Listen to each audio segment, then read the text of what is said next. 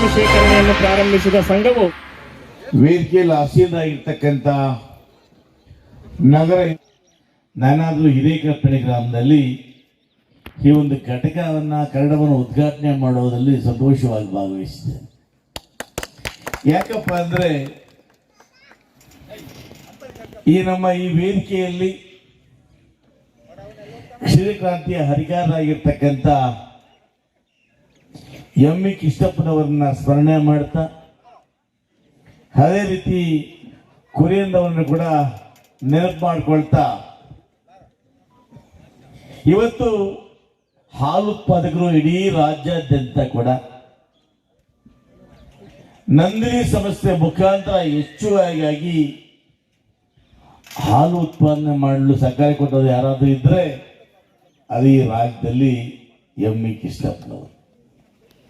ಬಹುಶಃ ಎಂ.ಇ. ಕೃಷ್ಣಪ್ಪನವರು ಮಾಡಿದಂಥ ಒಂದು ಸಾಧನೆ ಇವತ್ತು ಈ ರಾಜ್ಯದಲ್ಲಿ ಪ್ರತಿ ಗ್ರಾಮದಲ್ಲಿ ಕೂಡ ಹೆಣ್ಣು ಮಕ್ಕಳು ಹಣ ನೋಡುವಂಥ ವ್ಯವಸ್ಥೆ ಆಗಿದೆ.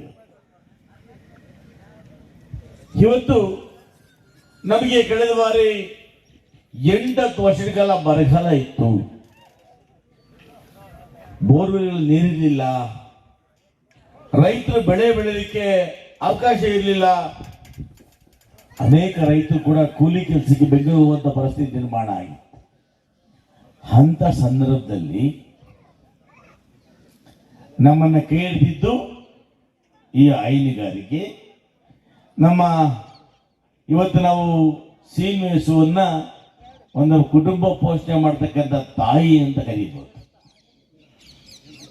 ಯಾಕಪ್ಪ ಅಂದ್ರೆ ಎಷ್ಟೋ ಜನ ಹೆಣ್ಣು ಮಕ್ಕಳು ಇವತ್ತು ಹಿಂದೆ ತನಗೆ 100 ರೂಪಾಯಿ ಬೇಕಾದರೂ ಕೂಡ ಗಂಡನ ಮೇಲೆ ಹತ್ತೆ ಮಾವ ಅಂತ ಕೇಳ್ಕೋಬೇಕಾಗಿತ್ತು ಅಲ್ಲಮ್ಮ. ಇವಾಗೇನು ಪರವಾಗಿಲ್ಲ, ಆಳಬರು ಗೊತ್ತಾಗುತ್ತೆ ಅಷ್ಟೇ ಏನೋ ಅಂತ. ಇವತ್ತು ಸೀಮೆ ಹಸು ಬಂದು ಹಾಲು ಶುರು ಮಾಡಿದ್ಮೇಲೆ ನಿಮ್ಮನ್ನೆಲ್ಲ ಇವತ್ತು ಗಂಡಸ ಕೇಳ್ಕೋಬೇಕು, ಹಾಲು ಬಿಲ್ ಬಂದಿದೆ ಹಂಗೆ ಕಾರ್ಡ್ ಕೊಡು ಅಲ್ವಾ, ಅಲ್ಲನಮ್ಮ. ಹಾಗಾಗಿ ಇವತ್ತು ಹೆಣ್ಣು ಮಕ್ಕಳ ಕೈಯಲ್ಲಿ ಇವತ್ತು ಅಧಿಕಾರವನ್ನು ಕೊಟ್ಟಂಥದ್ದು ಏನಾದರೂ ಇದ್ರೆ ಅದು ಈ ಹಾಲು ಉತ್ಪಾದನೆ ಮುಖಾಂತರ. ಇವತ್ತು ನಿಮ್ಮಲ್ಲಿ ಏನು ಸಂಘ ಇವತ್ತು ನಮ್ಮ ವರದಿ ಓದಬೇಕಾದಾಗ ಸಂಘ 18 ಓಪನ್ ಆಯಿತು. ಸುಮಾರು 8 ವರ್ಷಗಳಲ್ಲಿ ಈ ಸಂಘ ಸಾಧನೆ ಮಾಡಿದೆಯಲ್ಲ, ಇದು ನಿಜಕ್ಕೂ ಕೂಡ ಪ್ರಶಂಸನೀಯ ಅಂತ ನಾನಾದರೂ ಭಾವಿಸ್ತೇನೆ. ಯಾಕಂದ್ರೆ ಸಂಘ 8 ವರ್ಷಗಳಲ್ಲಿ ಪ್ರಾರಂಭ ಆಗಿ ಇವತ್ತು ಹೊಸ ಕಟ್ಟಡ BMC ತಗೊಳ್ಳಿದ್ರಿ. ಹಂಗಾಗಿ ಹಿರೇಕೆರಪಳ್ಳಿ ಸಂಘ ನಿರ್ದೇಶಕರು, ಗ್ರಾಮದ ಎಲ್ಲ ಹಾಲು ಉತ್ಪಾದಕರು ಬಹುಶಃ ಭಾಗ್ಯವಂತರು ಅಂತ ನಾನಾದರೂ ಭಾವಿಸ್ತೇನೆ. ಯಾಕಂದ್ರೆ ಎಷ್ಟು ಹಳ್ಳಿಗಳು ಪ್ರಾರಂಭ ಆಗಿ 30 ವರ್ಷ ಆಗಿದ್ರು ಕೂಡ ಅವು BMC ಇಲ್ಲ. ಏನ್ ಕಾರಣ ಅಂದ್ರೆ ನೀವೆಲ್ಲ ಕೂಡ ಇವತ್ತು ಇಷ್ಟೊತ್ತು ನಮ್ಮ ಅಂಬರೀಷ್ ಅವರು ಮಾತಾಡ್ತಾ ಹೇಳ್ತಾ ಇದ್ರು, ಕೇವಲ 15-20 ಪ್ರಾರಂಭವಾದ ಸಂಸ್ಥೆ ಇವತ್ತು 2000 ಲೀಟರ್ ಮುಟ್ಟಿದೆ ಅಂದ್ರೆ ನಿಜಕ್ಕೂ ಕೂಡ ಅಭಿವೃದ್ಧಿ ಅಲ್ವಾ. ಜೊತೆಗೆ ಈ ಸಂಘ ಇವತ್ತು 12 ಲಕ್ಷಕ್ಕೂ ಹೆಚ್ಚು ಹಣವನ್ನ ಲಾಭ ಗಳಿಸಿದೆ. ಕೆಲವು ಸಂಘಗಳಲ್ಲಿ ಸೆಕ್ರೆಟರಿ ಸರಿ ಇಲ್ಲ ಅಂದ್ರೆ ಎಲ್ಲ ಲಾಸ್ ತೋರಿಸ್ತಾ ಇರ್ತಾರೆ. ಸೆಕ್ರೆಟರಿ ಅಧ್ಯಕ್ಷರು, ಹಿಂದಿನ ಅಧ್ಯಕ್ಷರು ಇವರೆಲ್ಲ ಸರಿಯಾಗಿದ್ರೆ ಈ ರೀತಿ ಎಲ್ಲ ಸಂಘಗಳಿಗೂ ಲಾಭ ಬರ್ತಾ ಇದೆ. ಬಹುಶಃ ನಾನಾದರೂ ಭಾವಿಸ್ತೇನೆ, ಹಿಂದೆ ಕೆಲಸ ಮಾಡಿದಂತ ಅಧ್ಯಕ್ಷರು ಆಡಳಿತ ವರ್ಗ, ಹಿಂದಿನ ಅಧ್ಯಕ್ಷ ಆಡಳಿತ ವರ್ಗ ಒಳ್ಳೆ ಕೆಲಸ ಮಾಡಿರೋದ್ರಿಂದ ಇವತ್ತು ಹಿರೇಕೆರಪಳ್ಳಿ ಸಂಘ ಲಾಭದಾಯಕವಾಗಿದೆ. ಆದ್ದರಿಂದ ಇನ್ನು ರೈತರು ಹೆಚ್ಚೆಚ್ಚು ಹಾಲನ್ನು ಉತ್ಪಾದನೆ ಮಾಡಬೇಕು. ನಿಮ್ಮೂರಲ್ಲಿ ದಿವಸ BMC ಇಲ್ಲದೆ ಇರಬೇಕಾದಾಗ ಆ ಸರಿಯಾದ ಸಮಯಕ್ಕೆ ಹಾಲು ಕರಿಬೇಕಾಗಿತ್ತು. ನೀವು ಸ್ವಲ್ಪ ತಡ ಆಗಿ ಬಂದಿದ್ರು ಕೂಡ ಲಾರಿ ಹೊರಟೋಗ್ತಾ ಇತ್ತು. ಇವತ್ತು BMC ಆಗಿರೋ ಉಪಯೋಗ ಏನಪ್ಪಾ ಅಂದ್ರೆ, ಒಂದು ವೇಳೆ 1 ಗಂಟೆ ತಡ ಆದ್ರೂ ಕೂಡ ನೀವು ಡೈರಿ ತಂದು ಹಾಲನ್ನು ಹಾಕ್ಬೋದು.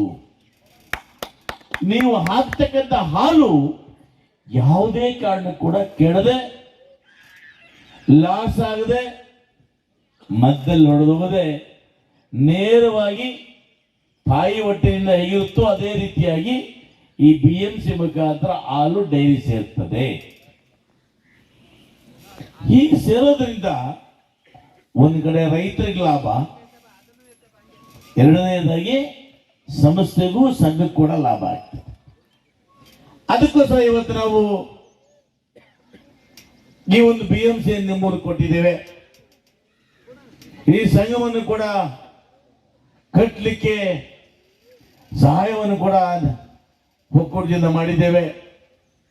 ಅದೇ ರೀತಿಯಾಗಿ ಕೂಡ ಧರ್ಮಸ್ಥಳ ಗ್ರಾಮೀಣ ಅಭಿವೃದ್ಧಿ ಸಂಘದವರು ಕೂಡ 1 ಲಕ್ಷ ರೂಪಾಯಿಗಳನ್ನ ದೇಣಿಗೆ ಕೊಟ್ಟಿದ್ದಾರೆ ಸಂಘಕ್ಕೆ. ಅವರು ಕೂಡ ನಾನು ಈ ಸಂದರ್ಭದಲ್ಲಿ ಅಭಿನಂದನೆಗಳನ್ನು ಸಲ್ಲಿಸ್ತೇನೆ. ಬಹುಶಃ ನೀವೆಲ್ಲ ಹಾಲು ಉತ್ಪಾದಕರು ಹೆಚ್ಚು ಕೆಲಸ ಮಾಡೋದ್ರಿಂದ, ಹೆಚ್ಚು ಹಾಲು ಕರೆದು ಈ ಡೈರಿಗೆ ಹಾಕೋದ್ರಿಂದ ಬಹುಶಃ ಇದರ ಲಾಭ ಪ್ರತಿಯೊಬ್ಬರು ಕೂಡ ಒಳ್ಳೆ ಕೆಲಸ ಮಾಡೋದ್ ಮುಖಾಂತರ ಈ ಅಲ್ಪ ಸಂಘಗಳನ್ನ ನಾವು ಲಾಭದಾಯಕ ಸಂಸ್ಥೆಯನ್ನಾಗಿ ಮಾಡೋದು ಕೊಟ್ಟಿದ್ದೇವೆ. ಹಿಂದೆ ಈ ಭಾಗದಲ್ಲಿ ಹೆಚ್ಚಿನ ಸಂಘ ಕೊಟ್ಟಿರಲಿಲ್ಲ. ನಾವು ತೀರ್ಮಾನ ಮಾಡಿದ್ದೇವೆ, ಪ್ರತಿ ಹಳ್ಳಿಗೂ ಸಂಘ ಕೊಡ್ತೇವೆ.